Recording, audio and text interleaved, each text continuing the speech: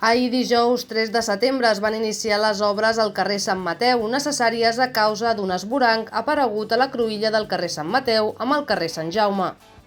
Aquest matí hem visitat les obres de la mà del regidor de Barris, Planejament, Seguretat i Mobilitat, Jordi Urrea, qui ens explica la causa i les actuacions que s'hi realitzaran.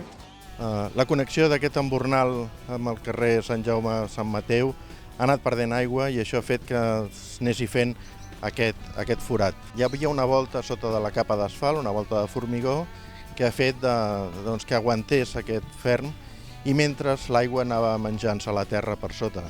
En el moment en què s'ha cedit aquesta capa de formigó i l'asfalt ha cedit, ens hem trobat aquest gran esvoranc que fins que no ha cedit no l'havíem vist. És un gran esvoranc i l'obra, com veieu, no és petita, és un senyor esvoranc. Ben bé tindrem que anar a 3,5 metres per treure totes les terres que estan mullades i estan malmeses i posar-hi terra de qualitat. Aprofitarem per fer un nou pou de registre, posar-hi terres de qualitat i nou asfalt.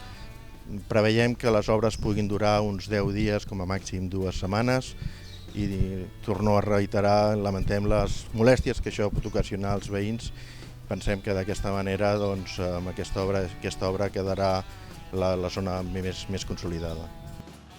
Les obres, com diu el regidor, està previst que finalitzin en 10 dies o com a màxim 2 setmanes.